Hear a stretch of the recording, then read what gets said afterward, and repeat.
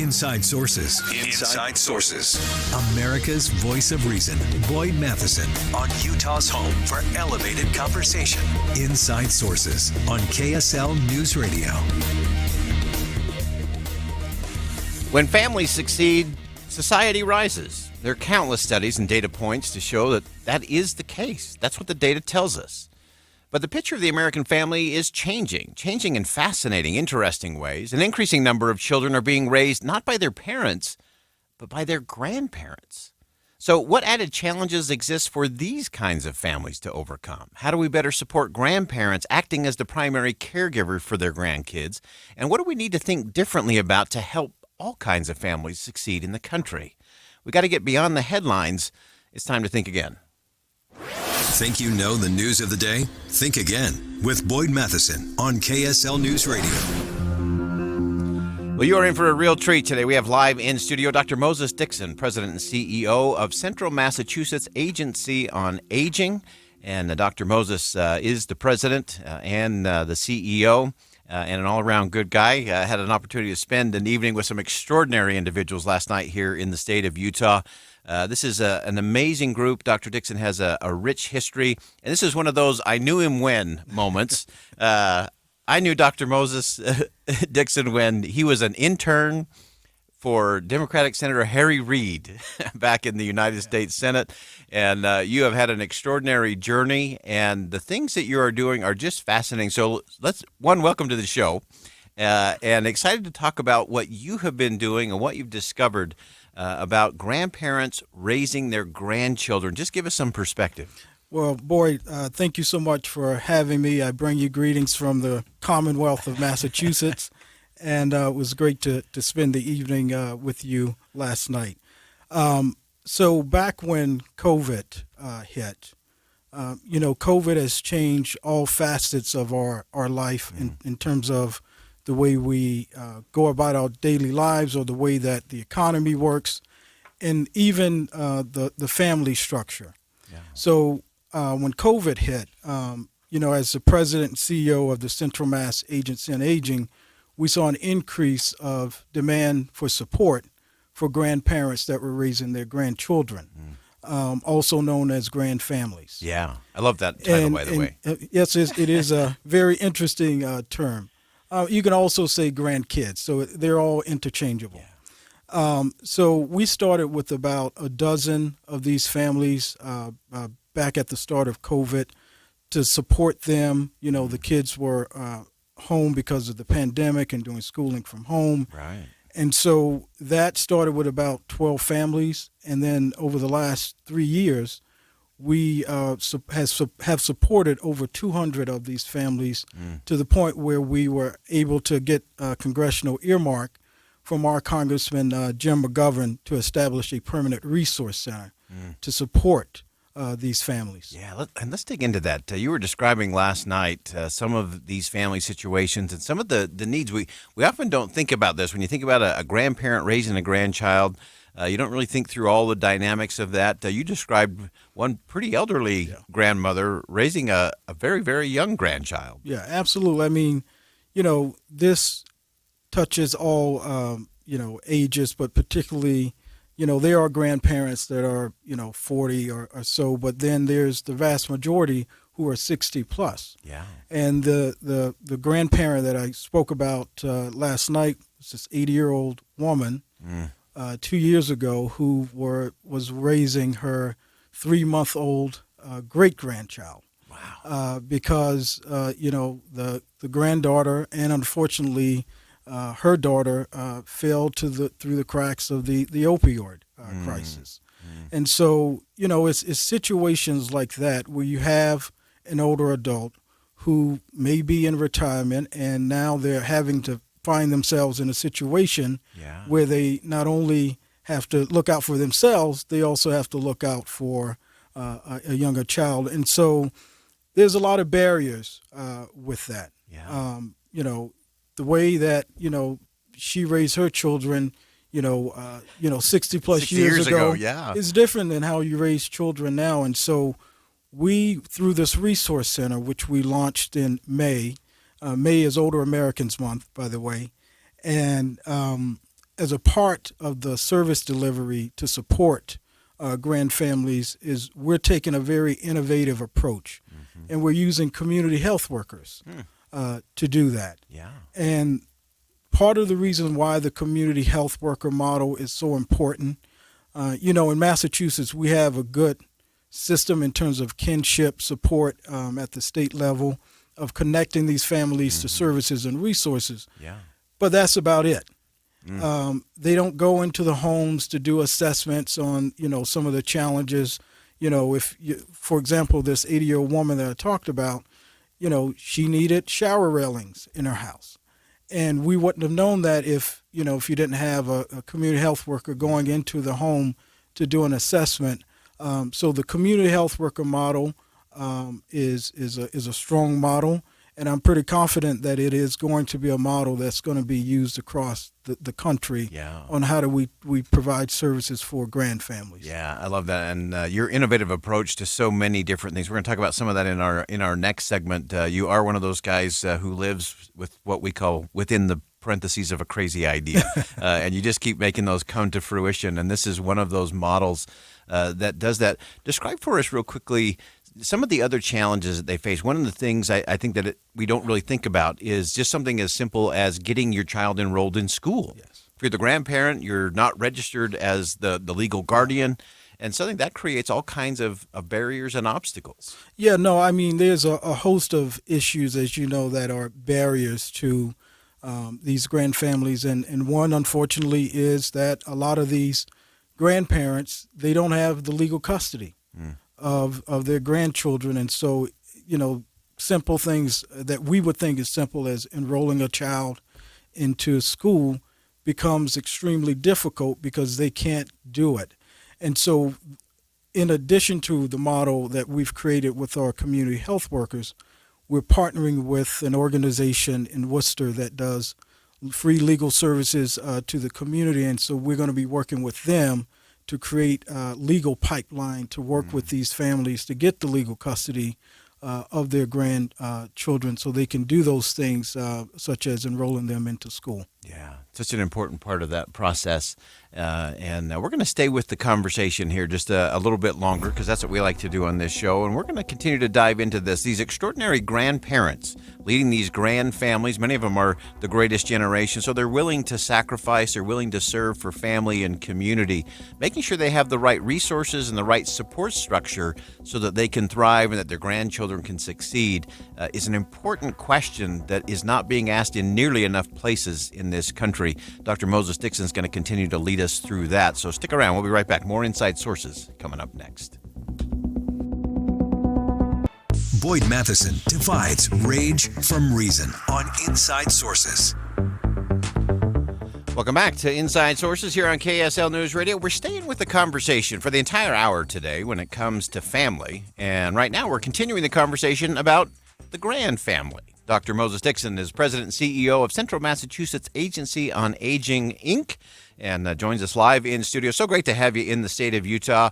Love what you're doing in terms of supporting these grandparents who find themselves, usually not by their own choice, taking care of their grandchildren, raising their grandchildren. Sometimes, as you mentioned before, sometimes it's an opioid problem. Sometimes it's an incarceration issue. There's a host of other reasons. And part of what you're doing that I think is so important is we often don't think about the care provider, the caregiver, that grandparent who, as we said before, usually these are older folks. They've sacrificed for family and community over their entire life, and now they're starting over and doing it again.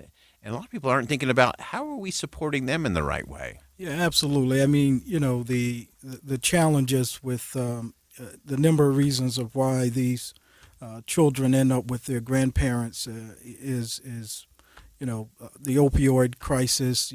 Son or daughter in jail, or unfortunately, some have succumbed to death. And so these grandparents step up because they love their grandchildren and they want to be there, but that comes at a price, right? Yeah. And so one of those prices is respite care.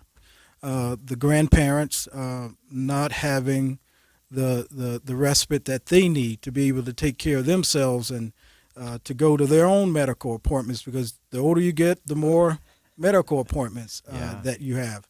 And so part of the Resource Center, what we've been able to do is to partner with some child care providers to be able to provide, respite care for the grandparent to drop off, a grandchild for a few hours while they go and take care of their own business. But the other side of that, too, is if you're a grandparent living in public housing, you're in a space that was fit for you, and now you're in the unfortunate situation where you're in a one-bedroom apartment and you have 2 or 3 grandchildren. Yeah.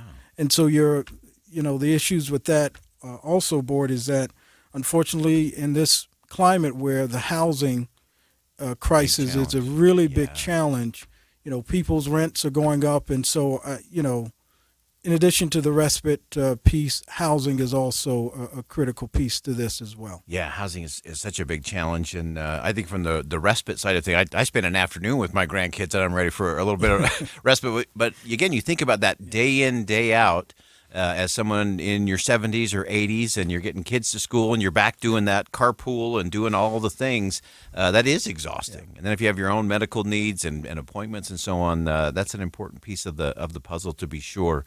Give us one last thought as it relates to these grand families that we're not thinking about. So I love the housing component because, again, whether it's at a local level, whether it's Massachusetts statewide, or whether it's across the country, in so many places we're not having these conversations. What else should we be thinking about when it comes to these grand families? For me, I think, I certainly was not an expert on grand families 3 years ago when we started working with these families in central Massachusetts. And the thing that comes to my mind is that when you think about diversity, equity, and inclusion, you don't think about older adults. Yeah. And you certainly don't think about grandparents that are raising their grandchildren. And so I think changing that mindset to make sure that when we think about these things from a holistic perspective is that we are also including grand families in the larger scheme of things. Yeah, I love that. And I know part of the reason you're here in Utah this week is for some things on aging. Give us a sense of some of your work in that space in particular. Yeah, absolutely. So we've been here for a couple of days as a part of the U.S. Aging Conference, which is our national association that we are a part of. And some of the other things that we are working on locally in Massachusetts is everybody knows the Meals on Wheels program. Yeah. It's a great program. Unfortunately, there's challenges with the Meals on Wheels program. We're working to make sure that we have culturally appropriate foods through the Meals on Wheels programs, as well as medically tailored food for, a senior who has diabetic issues and you're getting food that's not meeting your diabetic needs. That's a problem. Yeah. It's a problem because it's not helping you nutritionally, but it's also, in my view, a waste of government money because they don't eat the food. Yeah, and I love that you bring that up because so often we look at these programs, we look to these programs, and then often, as you were describing it, a lot of that food's going to waste, not because the intentions aren't right, not that even the government had the right intentions to do it there, but because of the process or because there aren't enough specifics or hands close by, that often we miss those nuances, and then we end up not delivering the results that actually matter. Yeah. Yeah. No, it is a huge challenge to ensure that, that people have a choice. They have a choice to have food that meets their medical needs, but they also have a choice to have food that meets their cultural need. Yeah. It is a respect thing in my view, and it's just like, love that. We have food pantries all over the country. They do wonderful work, but oftentimes, a lot of folks, the food that they get, if they had the choice to actually go in to a food pantry or a grocery store, they'll pick what they want that met their own cultural and nutritional needs. And so I think we've got to take that approach with the Meals on Wheels program, and that's the work that I'm doing at Harvard Medical School, is looking at how do we shift that program into not only meeting the nutritional need, but also meeting the needs of what the government set out when they allocate these dollars for the Meals on Wheels program. Yeah, and I love the studies that you're going after as it relates to Harvard and your education piece there. I want to round out with one of those other areas where you're looking at within the parentheses of a crazy idea. And you talk about getting the right kind of nutrition to those elderly folks. And you've actually taken a pretty innovative approach that is not only delivering some nutrition, it's also providing some mental health as well. Describe that for us. Absolutely. So we again, when COVID hit, probably after a year after, we were hearing from a lot of our senior center directors, which is about 60 senior centers that we work with on a daily basis, that there were not enough access to fresh leafy greens and vegetables, right? So we partner with an organization to provide hydroponic farming systems inside of 25 senior centers that we work with. And it not only meeting their nutritional needs in terms of the food that they've been able to produce, but it's also been therapeutic for a lot of those seniors, many of whom suffered through social isolation during the pandemic. And so we actually got a national award this week at the U.S. Aging Conference for our hydroponic farming program for older adults. Yeah. Absolutely love that. This is such an important conversation, not just in Massachusetts, not just in Utah, all across the country, in all our cities and towns. We have to look at all of this. And Dr. Moses Dixon is the president and CEO of the Central Massachusetts Agency on Aging. And I just love this. This is about grandparents. It's about grandkids. It's about grand families.